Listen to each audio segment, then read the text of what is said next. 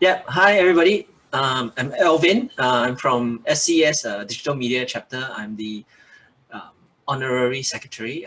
There's nothing honorary about me, but that's the title that they give. Yeah. So we're here today with Mighty Bear Games, Clarissa.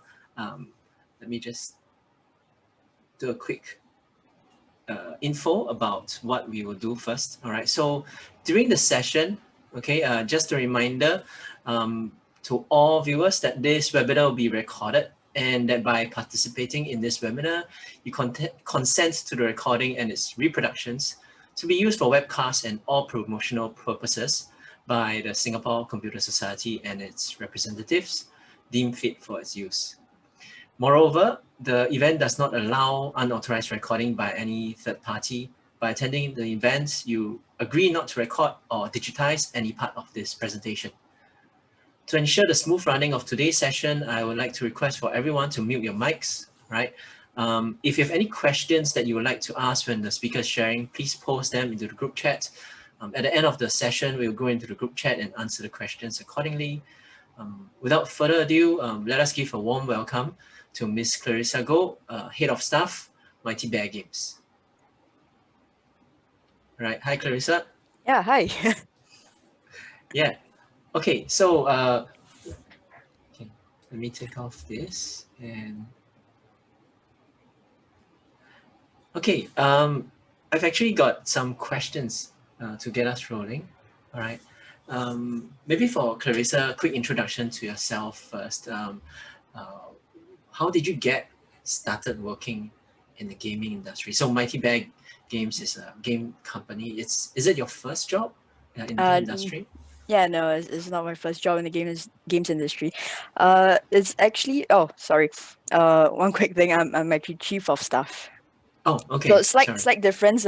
It's not something that's usually heard of, this Mm, side of the world, but I'll explain it a bit more mm, later. So yeah, no, I've been working in games my entire working career actually, uh, and how I got my start in games was when I was five. No, I'm kidding, I'm kidding. I'm not gonna go to a story that far back. um, so it actually started out when I was in university looking for an internship.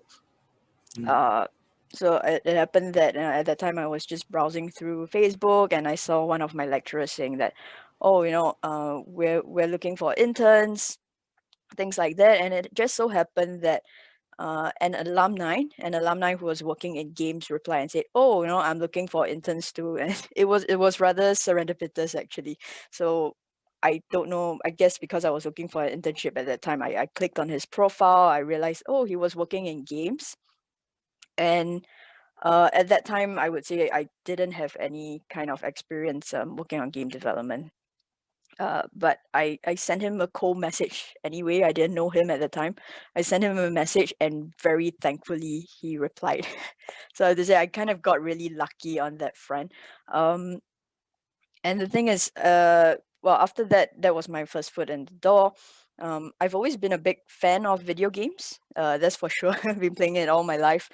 And really, when that happened, when he replied, I was basically just slapping myself. I couldn't believe it was real that someone that there was a chance to get into the games industry. By the way, this person was from Ubisoft. So it's important for me to say that because one of the games that I've played a lot, kind of growing up, was Assassin's Creed, and having had the chance to kind of work there and have the chance to make that game was really like a dream come true. It's kind of like when, say, if you're doing animation and you get to work at Pixar, that is like just simply mind blowing. So yeah, back a bit more to about my background. I've been working in the games industry for 7 years now. Since that very lucky chance, and I've been in different disciplines throughout the game production kind of timeline. So I've done technical operations. I've been in game production. I've also done live operations, and right now my role is quite a lot different from what I usually do. I'm outside of production right now. I'm more I'm more focused on studio operations. But really, the key trend throughout my career is mainly in operations, making sure that things are running smoothly, and just making sure that the team has what they need to basically develop the game. So that's a bit on my personal journey. Yeah. Wow. Okay, that's amazing. Incidentally, AC was one of my favorite games for Ubisoft as well, all the way from the first one until now. So we are kind of in a dry spot now because we're waiting for the next AC to come out, right? Yeah. It's Yeah, like, yeah, that more than 10 years, and and I would still play the game, honestly. yeah, yeah. Mm, So I'm from SP. I'm from mm, Singapore Polytechnic. So my 12 years teaching there, 14 years teaching there. 12 years was for game development. So a lot of our alumni work at Ubisoft. I'll bet you probably know some of my students there as well, or graduates mm, there. for sure. Yeah. Okay. So you mentioned that you went from Ubisoft and Mm, you thereafter, I guess it was Mighty Bear, right? mhm, Yeah. So how is it actually like? I think there's a lot of number of our students, our attendees today are students, and I mm. guess they might be thinking, how is it like to work in a gaming company, and maybe you can provide some perspective. How is it different working in Mighty Bear as compared to say a bigger company like Ubisoft? Right. So if you're working so if you're working in a gaming company, of course, the main thing that we do look out for is that everyone there loves games. That's for sure. Uh, and actually, that's one of the things I love most about working in games, is because everyone has a singular passion, and you will always be able to find someone to talk to games about, for sure. Any of the latest games, be it on mobile, be it on PC, things like that. Um, when it comes to actually working in games, though, it's at the foundational level of it. When you talk about the nuts and bolts, it's really like it mainly software development, right? So if you have experience with software development, things like that, we do adopt the same strategies. We do adopt the same strategies, like for example, agile methodologies, making sure that there's Scrum, things like that. That's kind of a day-to-day thing. Um, but obviously, it's not every day that you get to live your dream and kind of make games that players can enjoy. So that's that's that's one part that is very different working in a game company, because when your game is out there and you put it in the hands of players, you kind of get that immediate feedback, and it's a very different form of achievement and gratification that you feel working at games. Uh, and for Mighty Bear, like specifically on Mighty Bear, right now we are about a team of 26. We're growing, of course. That we're hiring. So for those of you who are interested, please check out our website.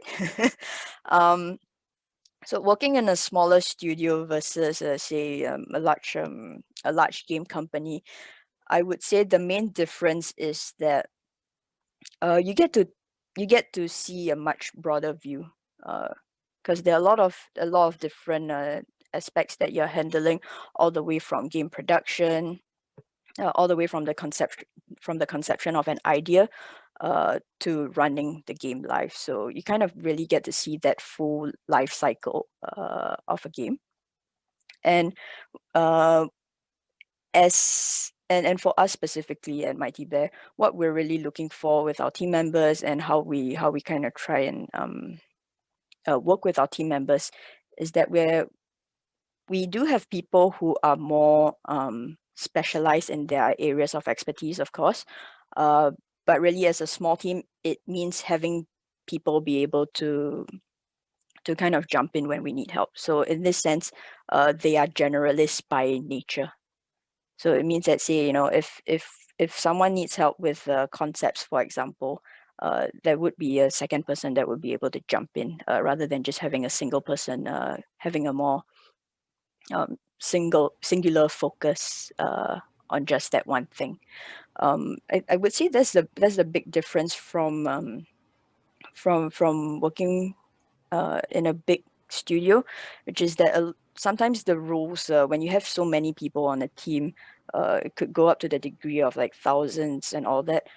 Things can get a bit siloed in the sense that you could be maybe just working on one feature the entire time, and not that it's a bad thing or anything, but it's more like it's harder to see how the things come together.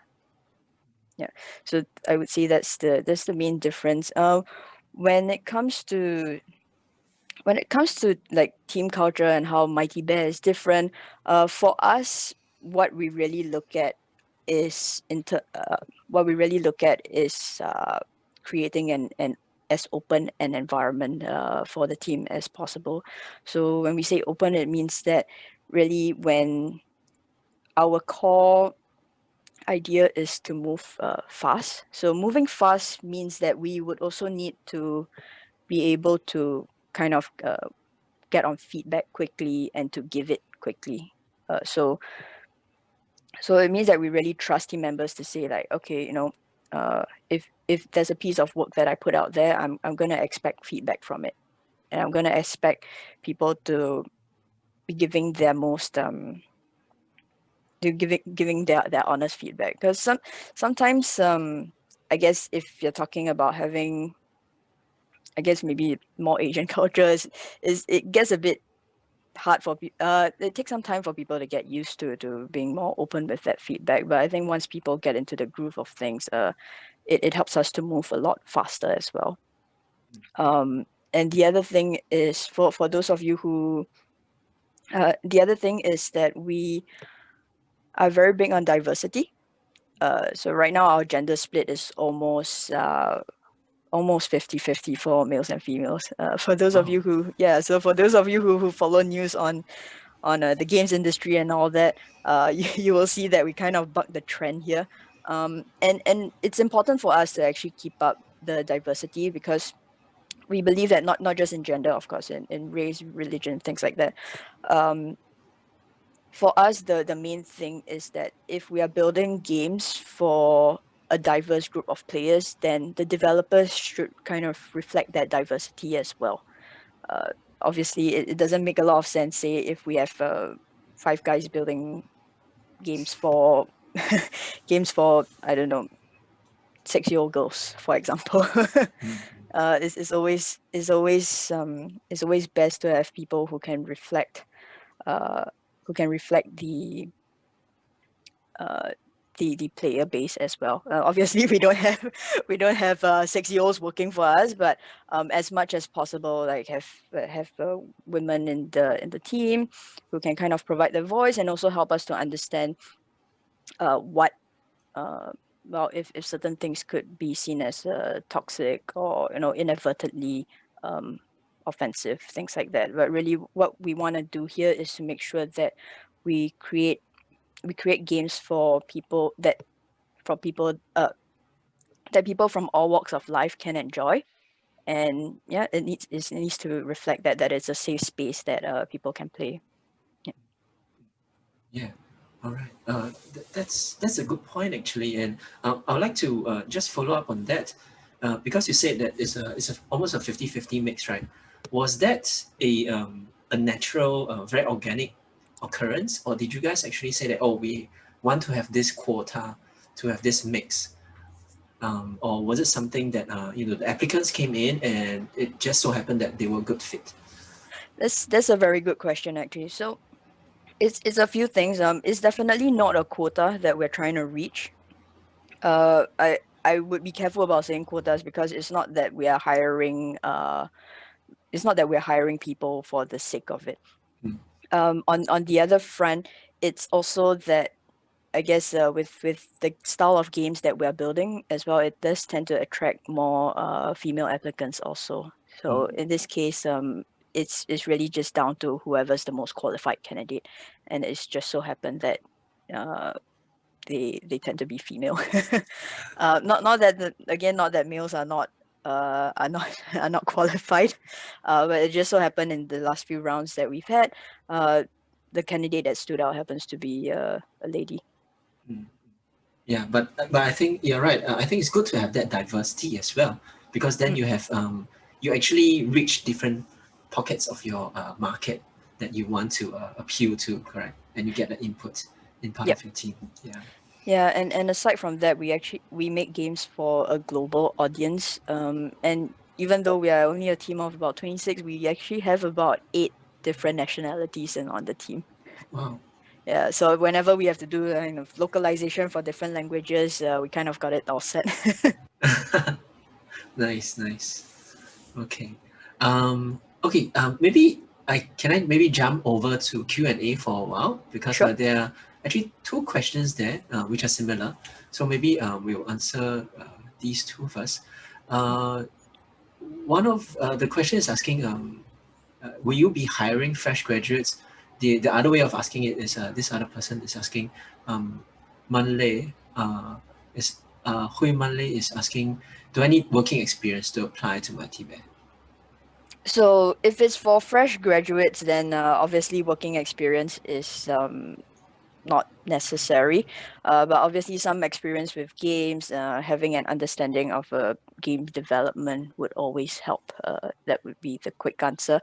And when it comes to hiring fresh graduates, really what we're looking at is more in terms of interest in games, obviously. As much as this is a software development type of thing in terms of the hard skills, uh, it's also a very creatively driven industry. So that passion is really what fuels a lot of us to make make the games that we do. So that would be one thing that helps a lot. And when we talk about passion, actually, I guess it's demonstrable passion, right? It's not somebody who says that, yes, I got passion, but how do they demonstrate that they have that passion, right? That is a good question. Yeah. So demonstratable passion would be in the sense of the kind of games you play. So for example, we are a mobile first company. So even though we make games for different platforms, we've been on iPhone, iPad. We actually also make games on Mac OS and tvOS. So it's a very big range of platforms. But we are a mobile first company, so it would be interesting to see someone with interest in mobile games, and understanding of game development. It's more on, say, if you don't actually have that experience, is understanding kind of what kind of learnings that you do. For example, if you constantly read Gama Sutra, if you read Kotaku, things like that, they kind of show how things work behind the scenes as well. A lot of gaming industry news, we want to see if you keep up with those trends, if you understand those things, and of course be able to kind of synthesize that information and see it, kind of give us your own take on how things would go. uh, so that's kind of what we're looking out for people who for people who don't have that actual experience. But so part of that interest is really to see how far you would kind of try and learn things on your own as well. Mm. Yeah. Okay. Yeah. Those good pointers. So students, fresh school leavers, please take note. And I also noted, Mighty Bear actually does a lot of sharing. It's not just talking about your own company. I went to the site and noticed that you guys actually do a lot of community sharing, telling people, hey, for example, how do you create a Unity project, right? Yeah, so we do have a Medium page for those of you who are interested in checking out. So we discuss a lot about how this is how we do things, this is how we build games. So if you're specifically interested in UI, for example, we have articles from our super extraordinary UI artist, Mobby. He has an article on Medium right there, and you can check it out. And part of the reason we put these things out is because we really want to make sure that we grow the knowledge within the community. So people who find that information, can kind of learn on their own as well. And it's kind of a way to see if people have better ways of doing things also. Sometimes these things tend to kick off discussions, and then sometimes we get questions like, oh, how could we do this better, or like, have you maybe thought of doing it another way. And it's not just us putting things out into the community, it's kind of having like a bit of feedback from the community as well, and we can kind of all improve together. Yeah. Yeah, I think community is very important in whichever industry you live in, right? So that's a nice segue to another question here that the Q&A bot has. So there, somebody is asking, how can the local community help local game companies? How can the local community help? I would say from a consumer standpoint, it's to, of course, play the games, play the games, share them. And in terms of local community, I would say that the question disappeared. I would say in terms of like having the local community help, right, is that we really, as smaller studios, we really need to band together a bit better in the sense that we could do more sharing between different studios. Like for example, how we do things differently, um, and then kind of just use each other as kind of as a sounding board. So I think that's one of the fastest way to help each other improve. So this is more in the development aspect. I think on the other front, being a community means that you would have a voice.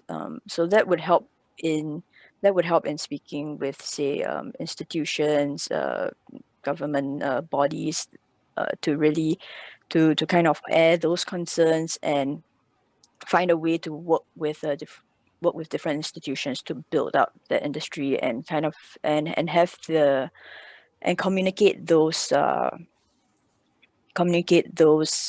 needs and how it can best be improved on. Okay.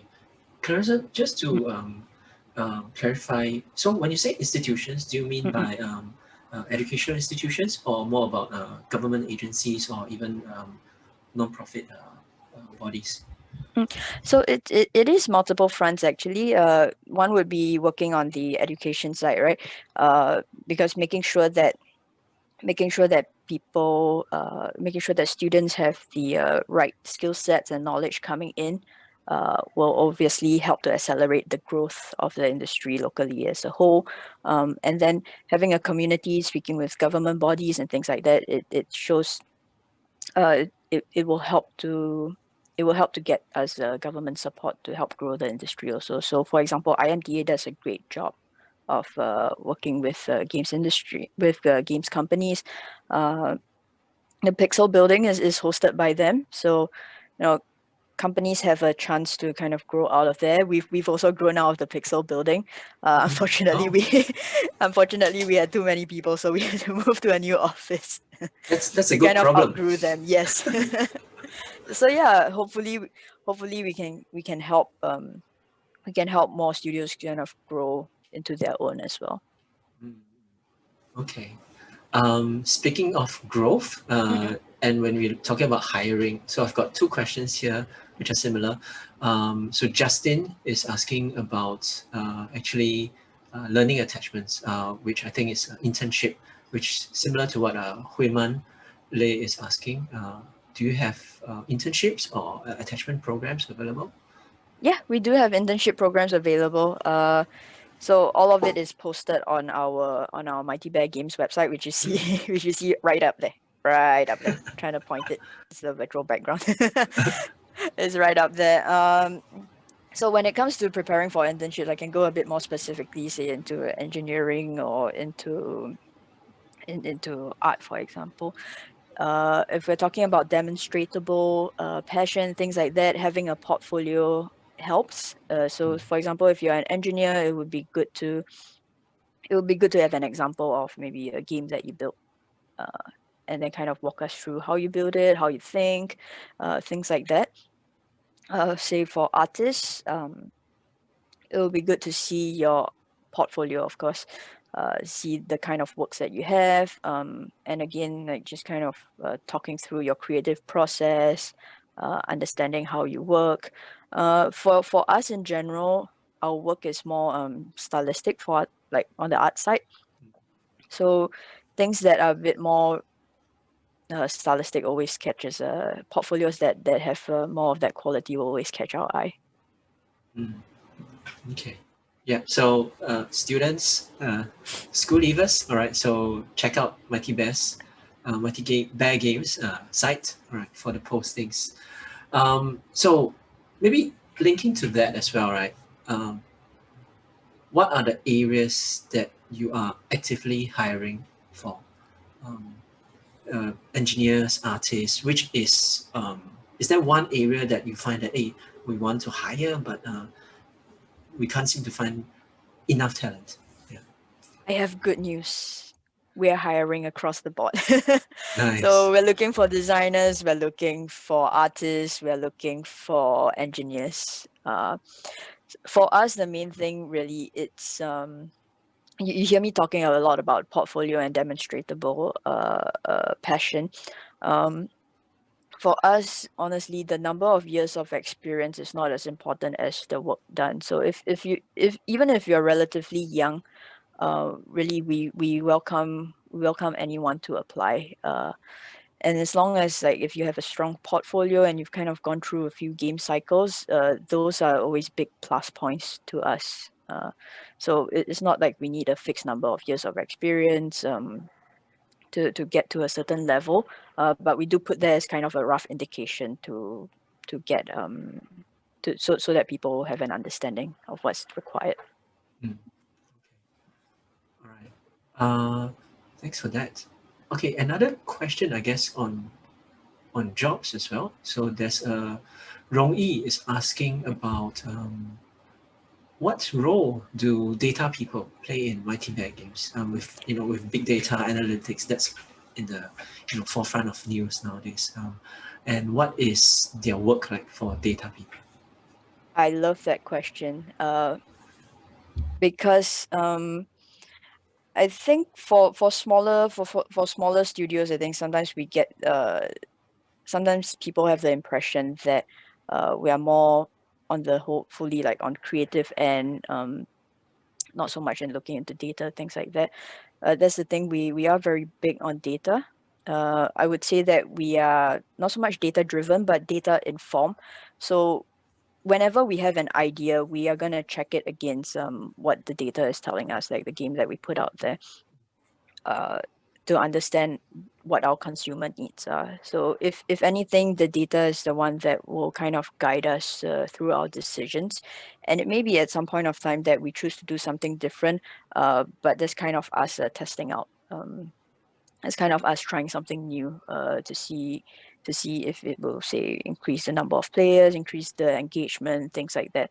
So data actually plays a very, very big part in our development. So yeah.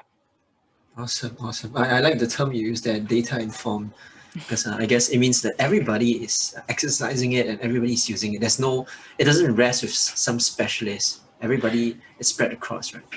Yeah, the data also helps to give us kind of a degree of objectivity. Yeah. Right? It's not so much of like, okay, I feel this or I think that. It's more like, okay, I feel or think that. What is it that the data tells me? Does it match what I'm thinking? Does it match my thesis statement? How do we move from there? So it also helps a lot to have the data around because it helps us get to the crux of the problem in areas where we maybe have a knee-jerk reaction to something, for example. Yeah. Okay. Thank you. Um, oh, okay. So there's another question. Oh, let me go back up. Nicholas. Nicholas is asking, just now you mentioned you want to appeal to, say, 6-year-olds. All right. Do you systematically capture input for your games from the age-appropriate audience? Yeah. So I'm assuming systematically in the sense that doing questionnaires and things like that. Or do you have I remember Mm, Ubisoft used to have like test sessions, right? mm, Like mm. yeah, they will invite people in to do test sessions. Yeah, so at Mighty Bear we actually do we do user testing as much as possible. Mm.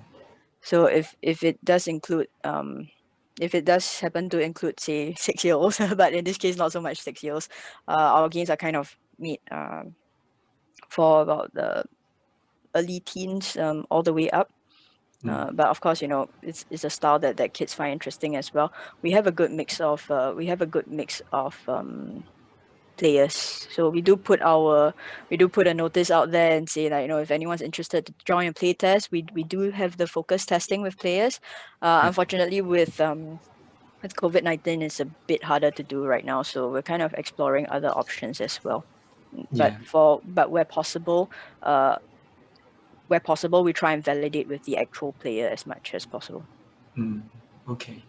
Yeah. Yeah, I saw on the Mighty Bear site that you guys actually offered some of these sessions and offered in-game swag, right? Yeah. Yeah. So it's really because for us, what we really believe is, like, again, being data informed, and this is part of being data informed, is part of knowing your audience. This is how we do our homework, essentially. Uh, and nothing beats validating the game with the actual target audience, because we could be guessing, say, a certain feature would be better than another for an indefinite amount of time. um, but once we put it in the hands of the player, they can tell us almost immediately what they feel works best for them, and we have that just kind of guide us through our development. Yeah, yeah, and I guess some of it sometimes in-person testing is some of it may not even be verbalized. Some of it could be observed, right? So if the player is getting frustrated, you could see in their faces, right? Yeah, exactly. It's like, okay, if they're frustrated, if they're jumping right into the next game, we can see that as well. Yeah, It's kind of a bit of a motivation boost for the team, for the team also. As much as they are there to make sure that everything works fine. It always helps to see when players smile. yeah, yeah. Okay. Yeah. So Nicholas, you can bring your kids in, I guess, and if you have older teenagers, you can sign up for those as well. All right. Okay. Let's see. Wow. Okay, we've got a lot of questions here. Yeah. Let's take them one at a time. Uh, okay. So let's take a look at this. Sigmund is asking, what is the game ideation design process in Mighty Bear? Does it usually start from beginning, or does it flow, and is it more flexible throughout development? It's actually extremely flexible throughout development. So we have new ideas for games, like, constantly. So whenever we're just having a conversation, someone will be like, that should be a game. It kind of goes into that pile of list, and then when we say, oh, okay, we're looking at something that we want to make, how do we start? At the very start of it, we make use of a matrix, actually. Mm, So we'll say, like, okay, we want to make the game. Let's check out the backlog. What kind of ideas do you have? Right? So our developers would be kind of proposing the different ideas, and I would like to make a point that we don't we don't just have designers pitching game ideas. Actually, everyone on the team pitches the game ideas. For us, we really believe that, if you're making the product, you should have a say in what the final product is. And so it's not just designers that kind of have a monopoly on great ideas, because great ideas can come from anywhere. um, that's one thing. uh, so back to how we do the ideation process.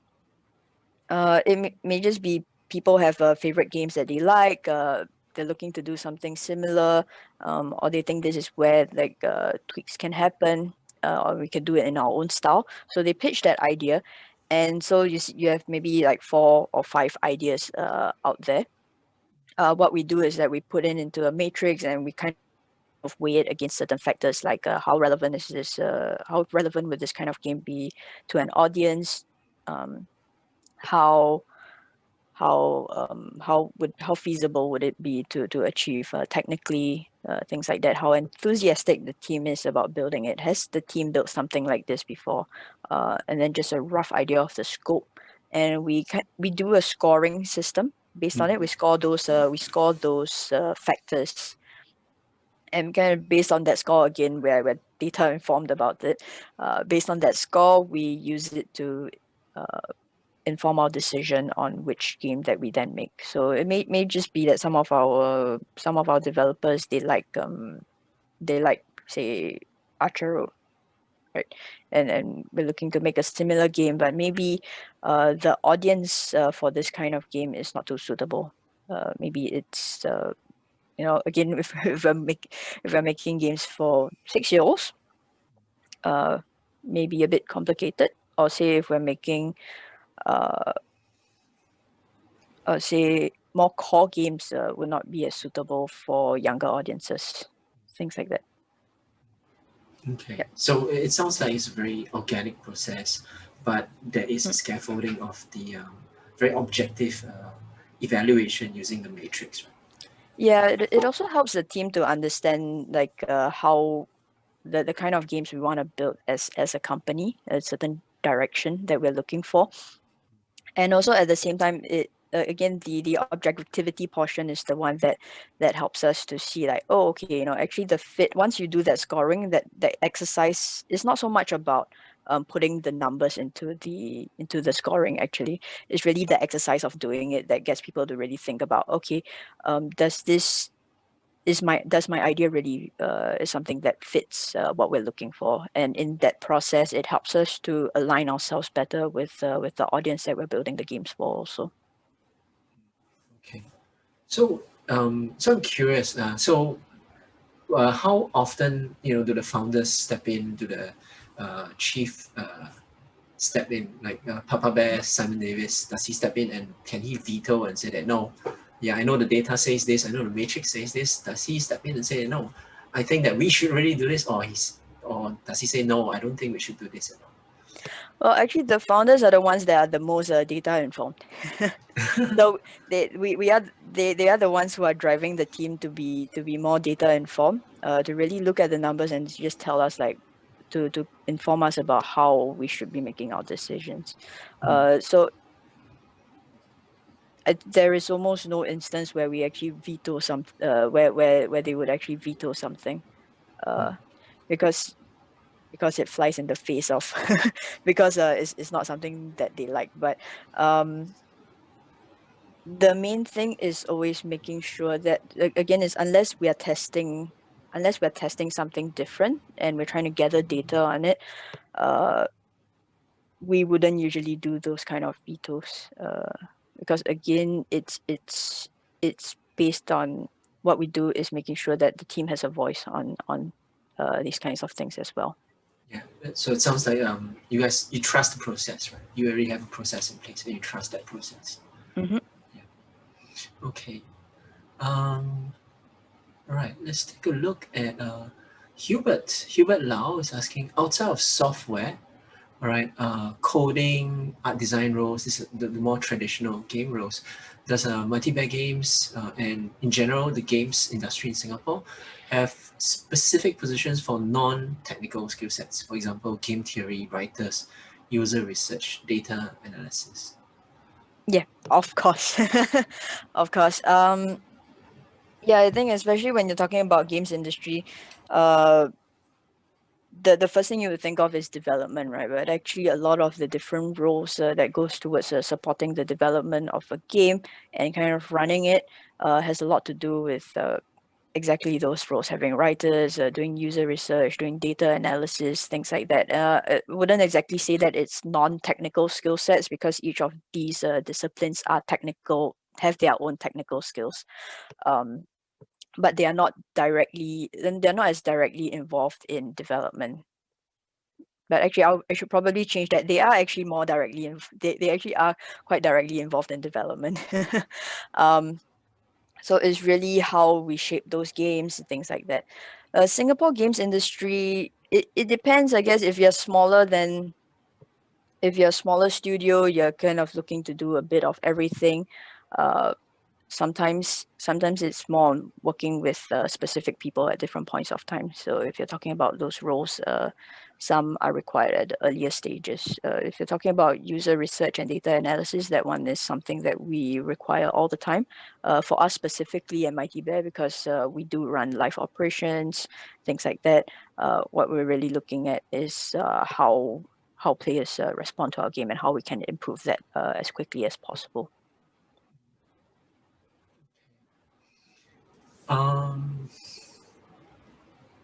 How long? Okay, Chin is asking, how long is a typical life cycle of development? So will we be able to see the game to fruition if somebody is interning, would they be able to see its completion? Let's start with the life cycle of a game.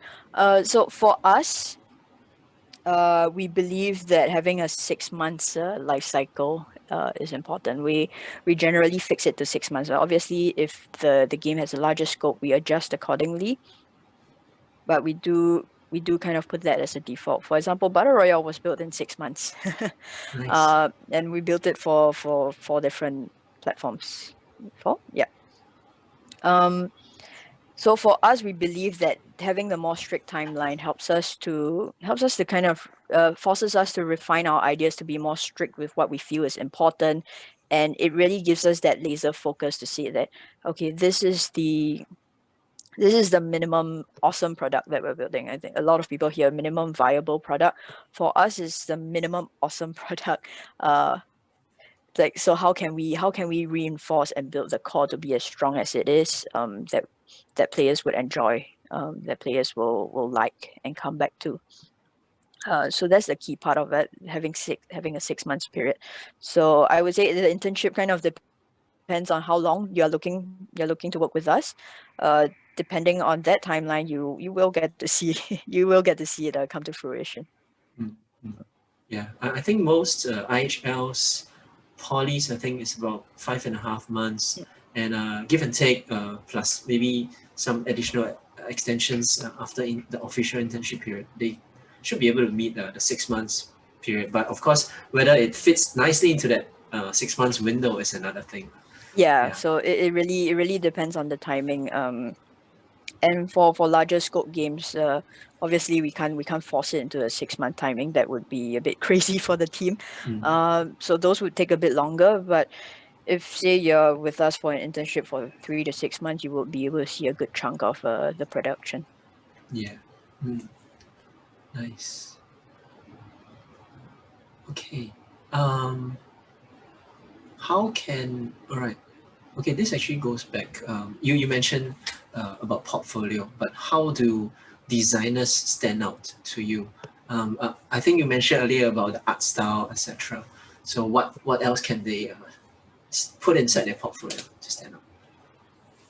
So speaking about designers specifically, it would be more on like maybe the games that they've looked at, the games that they have critiqued, uh, essentially.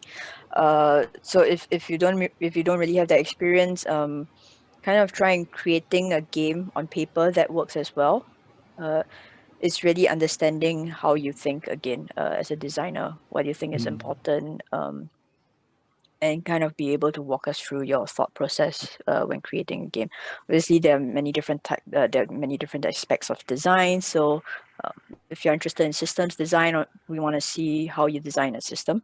Obviously, if you are interested in level design, having a portfolio helps because it lets us see your level, being able to play through it. Gives us an idea of what you're thinking, how you've placed things, uh, and those things would help. Um, and again, back to say, if those things are not there, then it's also to see your ability to assess and break down other games. So if you say that your favorite game is, I don't know, Clash Royale, right? So what is it that you like about it? Um, how would you do you think that there are things that you could improve on it? Really, what we want to hear is your opinion and how you would approach things. yeah. So I guess yeah. Thanks for opening that up because you mentioned about system design, level design. Actually, it's about the thought process. So when we talk about designers, it's not limited to just the artist. It could be from a full scope of jobs as well. And I think uh, even I think what you guys are looking for is really the critical thinking, right? How somebody analyzes something. Yeah. Yeah, the critical thinking is part of it, and also sometimes attention to detail. Mm, Uh, because having a deep understanding of it, having a deep understanding of a system and like really designing a system would require a certain level of attention to detail as well. And I think the other thing is more in the end, right? When you're done designing or when you have a rough idea, how does it match to the rest of the game? Is it something that fits into the whole? Like, say for example, if we're building Battle Royale, we are looking at an audience that is a bit more casual. So maybe they're not looking for 10 different buttons that they could be pressing on their screen. It would be they're looking for things to be a bit easier controls wise, more straightforward for them to just get in and play, not a high learning curve at the start, for example. So like if you're designing a feature that is maybe too core, it wouldn't fit within that context. It may be great, but it may not always fit within that context. So in the end, it's being able to demonstrate the idea and seeing how it fits with the rest of the game.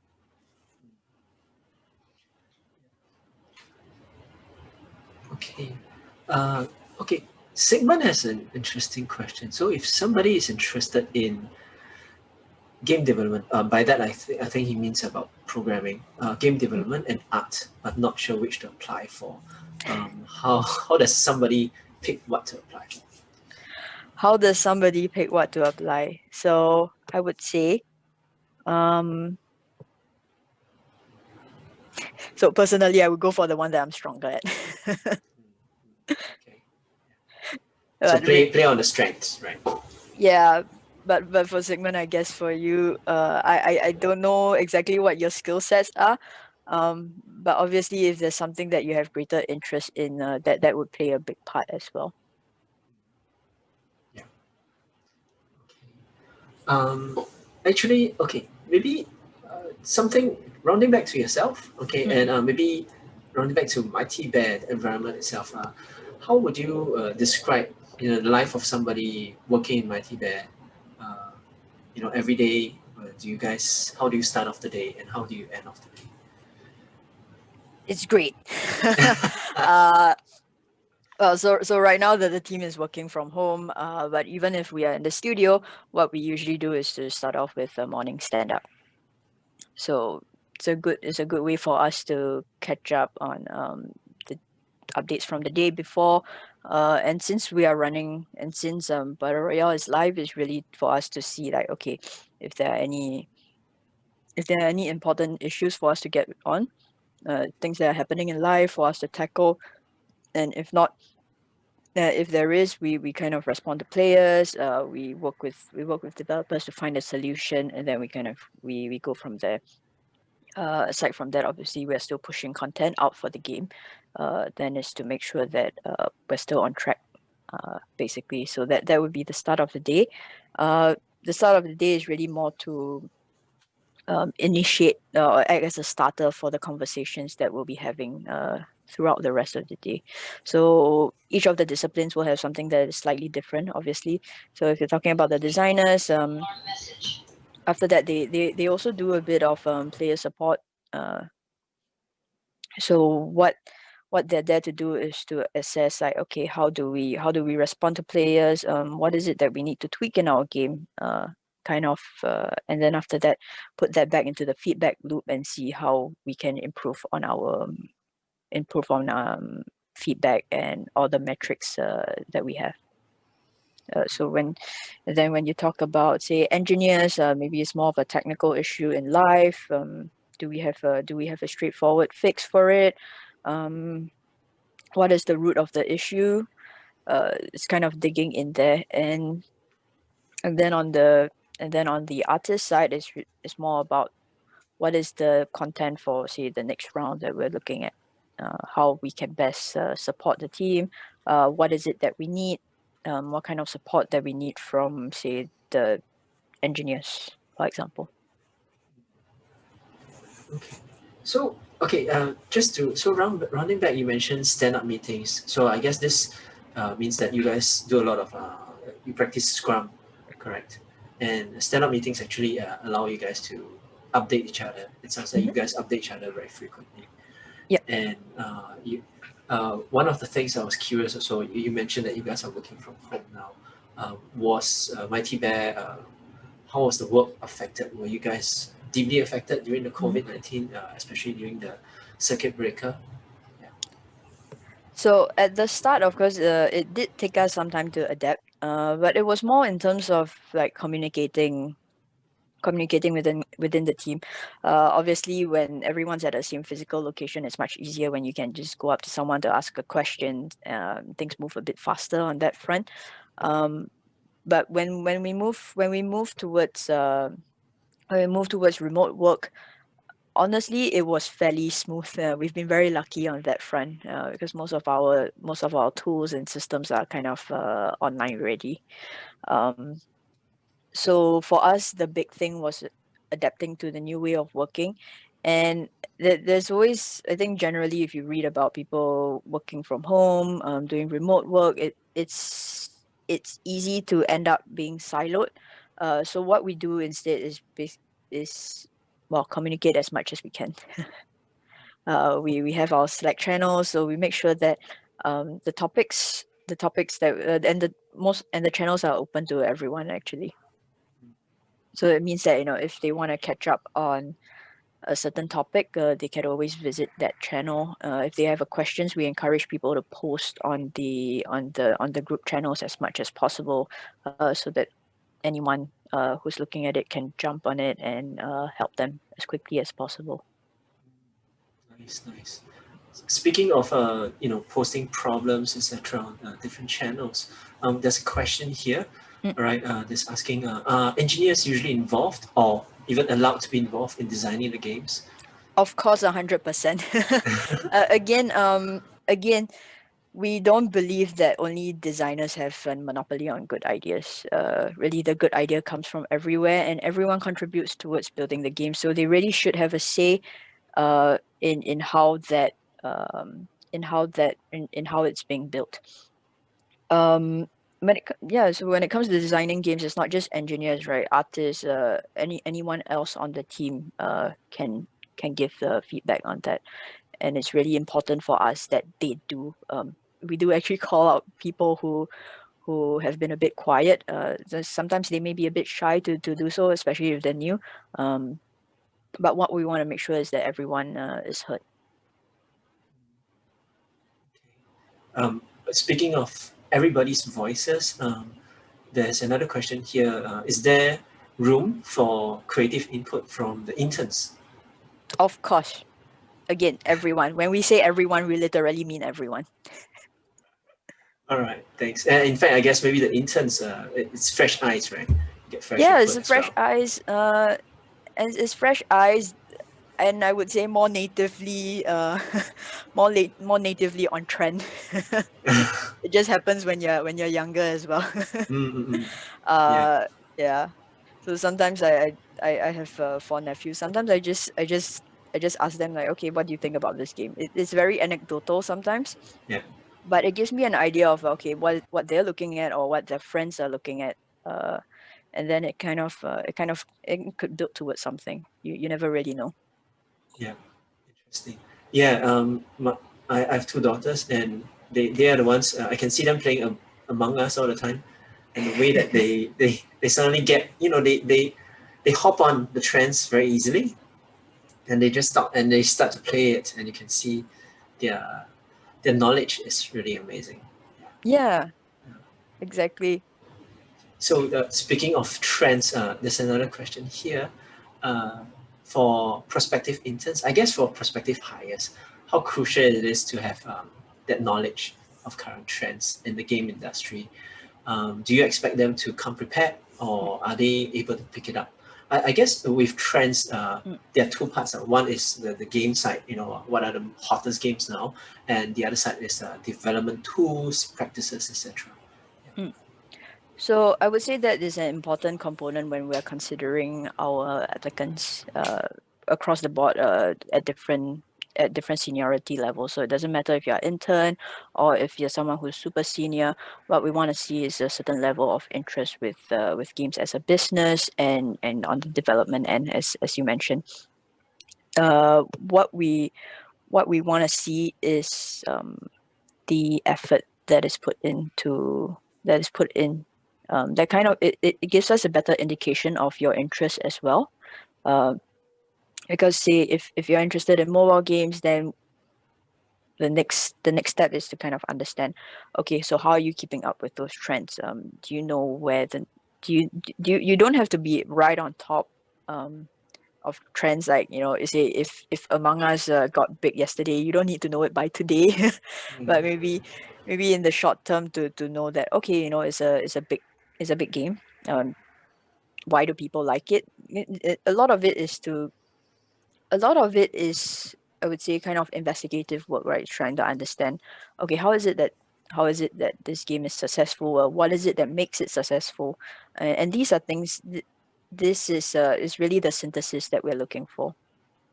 And part of it will have to come from keeping on top of trends and looking at various websites, following different news to understand where is that.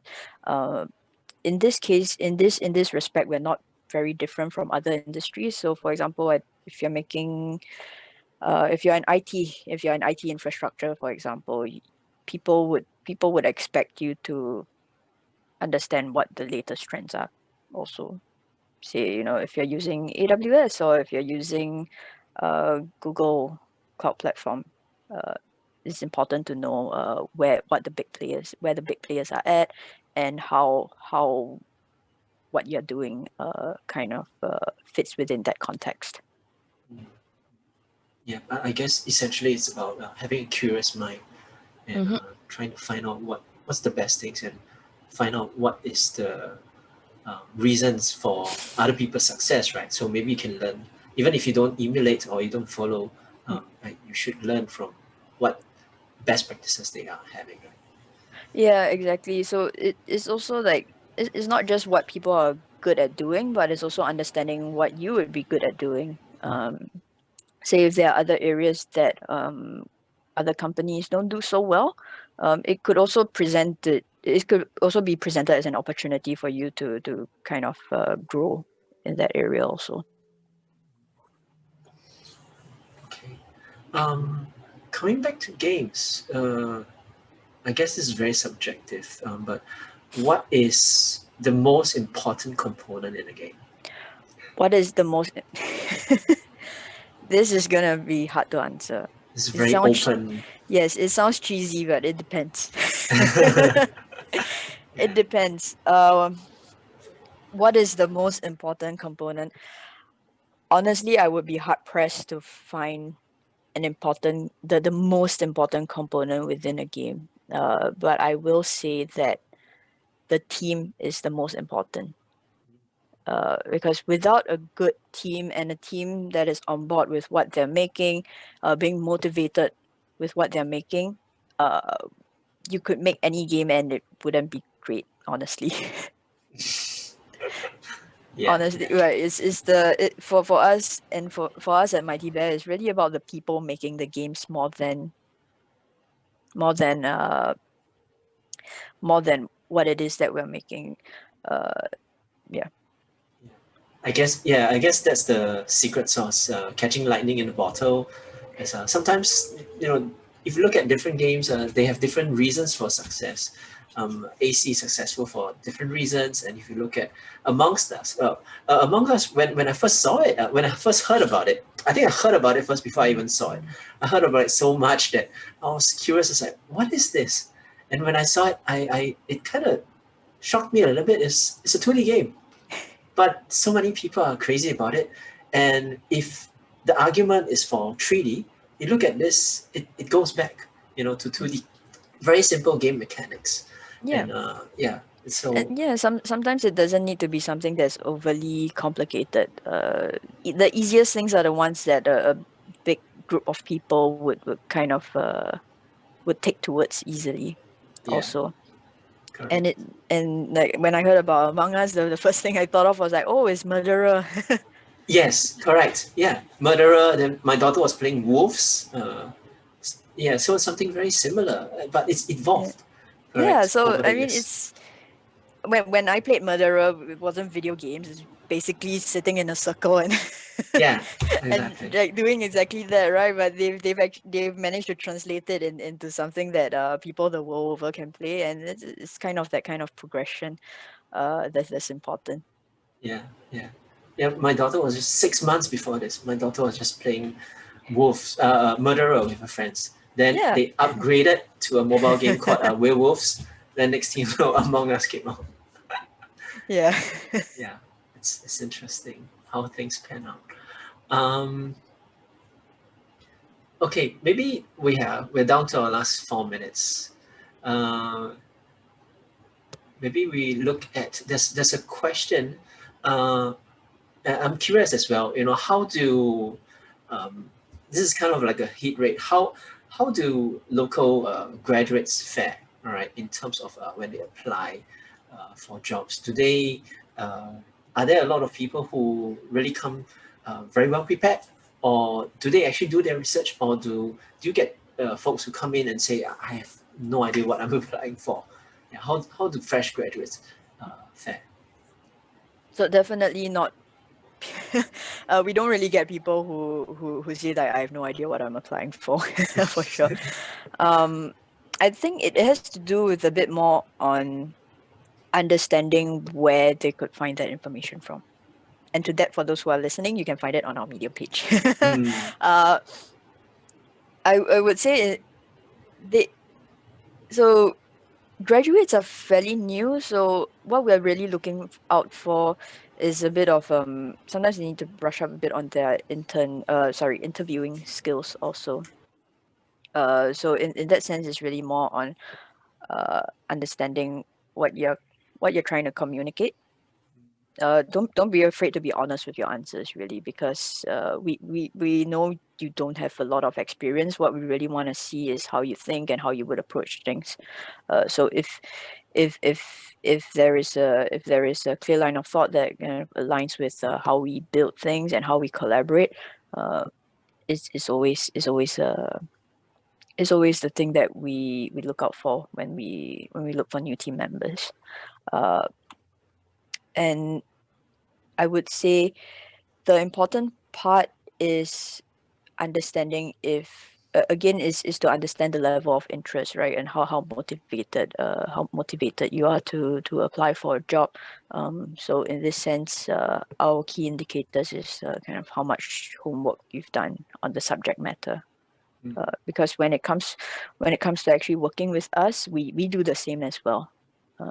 Again, being data informed, we have an idea, and we have an idea, we have a thesis, we try and seek to prove it in one way or another.